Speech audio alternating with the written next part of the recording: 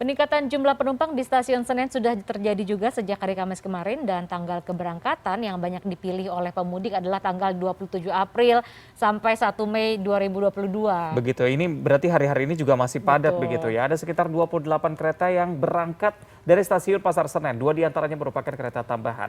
Dan kita sudah terhubung dengan Sufiani Tanjung, korespondensi CNN Indonesia di stasiun Pasar Senen, Jakarta. Sufi, selamat pagi. Silahkan dengan laporan Anda. Di sebelah atas stasiun Pasar Senen. Silakan. Sufi, apakah Anda bisa mendengar suara kami? Iya, Reza dan juga Lia, bisa Anda saksikan sendiri bahwa memang di stasiun Pasar Senen pagi ini cukup ramai, bahkan saya bisa mengatakan cukup padat dan memang terlihat kesibukannya karena hari ini merupakan hari di mana arus mudik lebaran tahun 2022 mencapai puncaknya. Dari PT KAI Daob 1 sendiri menyebut bahwa perkiraan arus mudik lebaran sudah dimulai dari H-10 pada tanggal 22 April kemarin, dan hari ini menjadi salah satu hari di mana puncak jumlah pemudik menggunakan kereta api terjadi. Nah, bisa Anda saksikan sendiri bahwa banyak penumpang yang lalu lalang, kemudian juga melakukan check-in ataupun boarding. Kemudian dari pengeras suara stasiun Pasar Senen sendiri beberapa kali mengulangi pengumuman untuk mengingatkan kepada para penumpang untuk tetap menjaga protokol kesehatan, kemudian juga mengingatkan kepada para penumpang sejumlah persyaratan perjalanan yang sudah ditetapkan.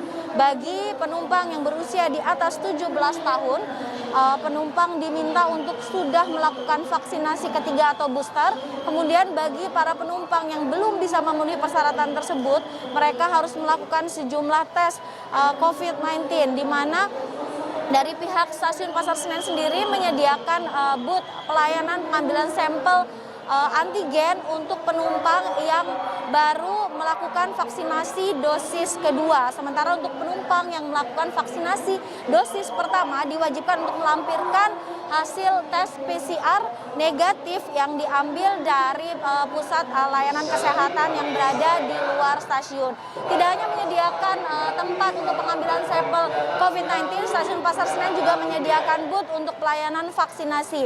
Booth ini sendiri melayani setiap harinya kuota hingga antara 50 hingga 100 orang untuk vaksinasi mulai dari dosis pertama hingga dosis ketiga atau booster.